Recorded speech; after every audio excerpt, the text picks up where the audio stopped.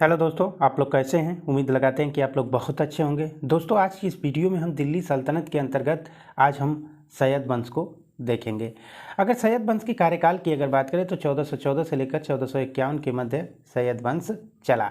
उसके पहले जो कि हम तुगलक वंश, खिलजी वंश और गुलाम वंश को कवर कर चुके हैं। अगर आप प्रीवियस की वीडियो को अगर आप नहीं देखे हैं तो पहले आप प्रीवियस की वीडियो को देखिए, उसके बाद में आप सैयद वंश को देखिएगा, जिससे आप स्टेप बाय स्टेप पढ़ेंगे तो आपको सारी चीज़ें समझ में आएंगी। तो चलिए ज़्यादा देर न करते हुए अब बात करते हैं टॉपिक की। तो देखिए, सैयद वंश में अगर सैयद वंश की अगर बात करें तो कब से कब तक चला। 1414 से लेकर 1451 के मध्य सैयद वंश चला। अगर इसकी प्रमुख शासक की अगर बात करें तो देखिए, सैयद वंश के जो प्रमुख शासक जैसे खिज्र खां, इनका शासनकाल कब से कब तक चला, 1414 से लेकर 1421 के मध्य। वहीं मुबारक शाह की अगर बात करें तो 1421 से लेकर 1414 के मध्य चला। उसके बाद में मोहम्मद शाह 1434 से लेकर 1443 के मध्य शासन काल रहा। उसके बाद में आलम शाह, जिसका कार्यकाल 1443 से लेकर 1451 के मध्य रहा। तो इसमें जो जहाँ से मोस्ट इंपॉर्टेंट क्वेश्चन बनेंगे उसी को हम कवर कर लेते हैं। तो देखिए, सैयद वंश बहुत छोटी टॉपिक है। तो बात करते हैं खिज्र खां के बारे में। खिज्र खां का शासनकाल कब से कब तक रहा, 1414 से लेकर 1421 तक। देखिए, यह सैयद वंश का क्या था, संस्थापक था। तो सैयद वंश के संस्थापक कौन थे, खिज्र खां थे।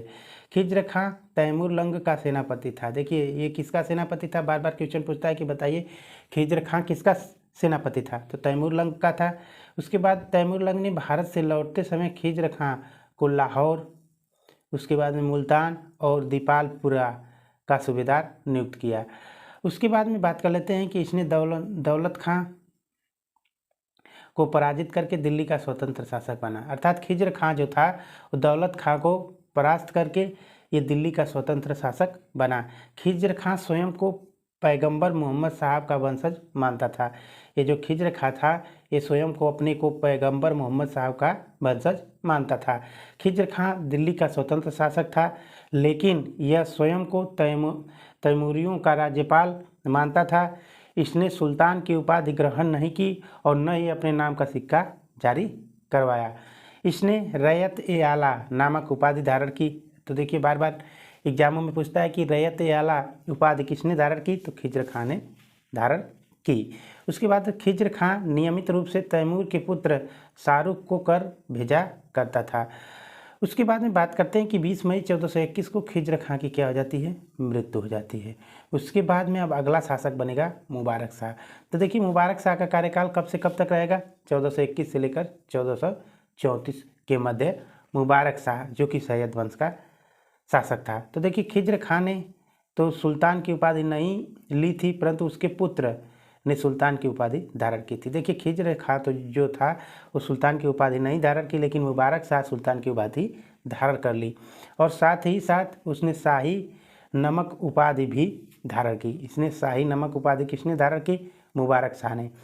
इसके दरबार में एक इतिहासकार रहता था जिसका नाम अहमद सरहिंदी था। उसने मुबारक शाह के ऊपर एक पुस्तक की रचना की थी। उस पुस्तक का नाम था तारीखे मुबारक शाही। उसके बाद में इसने मुबारकाबाद नामक नगर की स्थापना की। देखिए, बार बार क्वेश्चन पूछता है कि मुबारकाबाद नामक नगर की स्थापना किसने की, तो मुबारक शाह ने की थी। इसने भटिंडा और दोआब क्षेत्र में हुए विद्रोह को सफलतापूर्वक दबाया। इसके वजीर द्वारा इसकी क्या कर दी जाती है, हत्या करवा दी जाती है। उसके बाद में अब मुबारक शाह के बाद अब अगला शासक बनेगा मोहम्मद शाह, जिसका कार्यकाल 1334 से लेकर 1343 के मध्य रहा। उसके बाद में मुबारक शाह के बाद उसका भतीजा मोहम्मद शाह अगला सुल्तान बना। मोहम्मद शाह का वास्तविक नाम मोहम्मद बिन फरीद खान था। इसके समय में 1440 ईस्वी में मालवा के शासक महमूद शाह खिलजी ने दिल्ली पर आक्रमण किया। 3 दिनों के भीषण युद्ध के बाद दोनों में संधि हो गई और महमूद शाह खिलजी वापस मालवा लौट जाता है। उसके बाद में अब बात करते हैं अलाउद्दीन आलम शाह, जिसका कार्यकाल 1443 से लेकर 1451 के मध्य में रहा। तो देखिए, अगर सैयद वंश के प्रथम अर्थात संस्थापक की अगर बात करें तो खिज्र खां था, लेकिन सैयद वंश का अंतिम शासक कौन था? अलाउद्दीन आलम शाह, जो कि सैयद वंश का अंतिम शासक था। आलम शाह का वजीर था जिसका नाम हमीद खान था। उसके हमीद खान से मतभेद होने के कारण वह दिल्ली को छोड़कर बदायूं चला गया। तो देखिए, हमीद खान से एक बार मतभेद हो गया जिससे वह दिल्ली छोड़कर कहाँ चला जाता है? बदायूं चला जाता है। वहीं पे अलाउद्दीन आलम शाह की क्या हो जाती है? मृत्यु हो जाती है। उसके बाद उसके वजीर ने दिल्ली का राजपाट बहलोल लोदी को सौंप दिया।